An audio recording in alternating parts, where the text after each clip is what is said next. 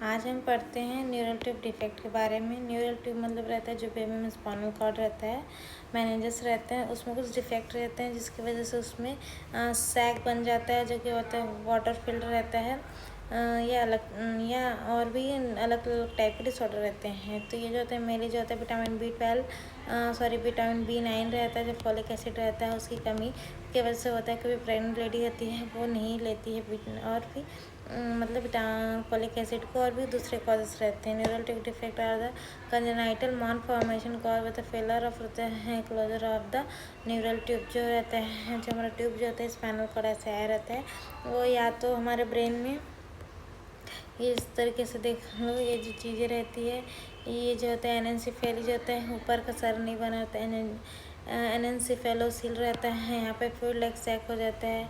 ये रहता है क्रेनियो, इसमें रहता है जो स्पाइनल कॉर्ड रहता है तो पूरा ही नहीं बना है, तो इस तरीके के रहते हैं, अलग अलग रहते हैं। मायोमेनिंजोसील रहता है, इसमें होता है मेनिंजोसील रहता है जिसमें सिर्फ जो होता है स्पाइनल कॉर्ड जैसे निकली रहती है। इसमें ये जो मेनिन्स रहते हैं ये भी आउट हो जाते हैं, ठीक है। तो स्पाइनल बाइफिडा ऑकल्टा रहता है जिसमें कुछ नहीं रहता है, बस नॉर्मल सा वहाँ पे इम्प्रेशन रहता है, हेयर्स रहते हैं। तो इस टाइप के जो होते हैं एनेंसेफेली रहता है, ऑक्सीपिटल रहता है, skull and spinal defect with extreme retroflexion of the head जो होता है एकदम से ऐसे हो जाता है। तो ये सब द क्रेनियो चेसिस मतलब ये पूरा जो होता है ऊपर का जो होता है लेयर हमारा नहीं बना रहता है। तो ये जो होता है 8 टाइप्स के रहते हैं स्पाइनल ट्यूब डिफेक्ट में आते हैं ये सारी चीज़ें, ठीक है। तो ये देख लेते हैं मेनिंजोसिल, माइलोमेनिंजोसिल, एनेंसिफेली, ये एनेंसिफेली, इंसेफेलोसिल, इस टाइप के हैं। एनेंसिफेली रहता है फेल टू क्लोजर ऑफ रहता है क्रेनियल, अंदर का था रोस्टल में रहता है। न्यूरोलैप रहता है एब्सेंस ऑफ मेजर रहता है, इसमें रहता है कमी रहती है, मेजर पोर्शन ऑफ रहता है ब्रेन का, और रहता है स्कल का रहता है। इनकम्पैटिबल विथ लाइफ रहता है, वो मतलब उनका जो होता है लाइफ स्पैन जो होता है बहुत कम हो जाता है, वो अपनी लाइफ नहीं जी पाते। दूसरा रहता है स्पाइनल बाइफिडा रहता है जिसमें स्पाइनल कॉर्ड में डिफिकल्टी रहता है, क्वाडल रहते हैं, न्यूरोप बोलते हैं, ठीक है। फेलर टू होता है क्वाडल न्यूरोप। स्पाइनल बाइफिडा ऑकल्टा रहता है, डिफेक्ट में रहता है वर्टिब्रल आर्च में रहता है, स्किन वगैरह सेम रहती है। जो वर्टिब्रल हमारा रहता है वो अंदर से डिफेक्ट रहता है, इसलिए उसमें हेयर लाइक स्पेल या डिम्पल कुछ रहता है। मेनिंजोसिल्स रहते हैं जिसमें हमारे जो मेनिन्स रहते हैं 3 लेयर, उसमें ये डिफेक्ट होके वो सेक लाइक रहता है स्ट्रक्चर बना लेते हैं। माइलोमेनिंजोसिल मेरा क्या रहता है स्पाइनल कॉर्ड भी अंदर का जो तो वो भी आउट हो जाता है, जिसमें मैंने इमेज में बताई ये वाला, ठीक है। इसमें सिर्फ मेनिन्स, ये वाले में सिर्फ मेनिंजेस रहते हैं।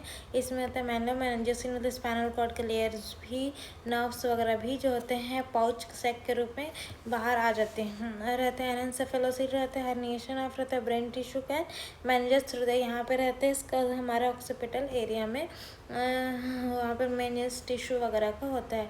इसका जो रिस्क फैक्टर रहता है फॉलिक एसिड डेफिशिएंसी की वजह से होता है, मोस्ट कॉमनली कॉज रहता है। उसके बाद मैटरनल डायबिटीज़ है, ओबेसिटी है, अगर वो एंटी एपिलेप्टिक ड्रग रहती है, वालप्रेट वगैरह ले रही है, साइकेट्रिक ड्रग ले रही थी मतलब रहता है, तब रहता है हाइपरथर्मिया रहती है during early pregnancy, previous pregnancy, affected neural defect और जेनेटिक प्रीडिस्पोजिशन मतलब जेनेटिक कॉजेस की वजह से होता है। और जो न्यूरल ट्यूब डिफेक्ट वाले बेबी रहते हैं उनकी जो होता है लाइफ स्पैन बहुत ही कम रहती है, 3 to 5 ईयर्स तक ही होती है। डायग्नोस्टिक रहता है, प्रीनेटल स्कैनिंग भी होती है, जिसमें मैटरनल अल्फा फीटो प्रोटीन का जो होता है लेवल ज़्यादा रहता है, तब उसको होता है न्यूरल ट्यूब डिफेक्ट होने की संभावना रहती है। और एलिवेटेड एमनेटिक फ्लूइड में होता है अल्फा फीटो प्रोटीन ज़्यादा रहता है, स्टाइल कोलिनेस्टरेज एंजाइम रहता है, और फीटल सोनोग्राफी किया जाता है, ठीक है। जो एमनेटिक फ्लूइड का अगर हम करते हैं प्रीनेटल स्कैनिंग रहता है उसमें AFP ज़्यादा रहता है, मैटरनल अल्फा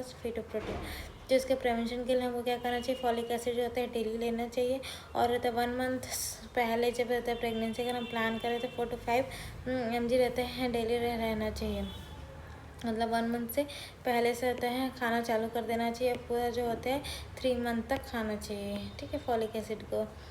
तो उसके जो होते हैं इसमें चांसेस कम हो जाते हैं।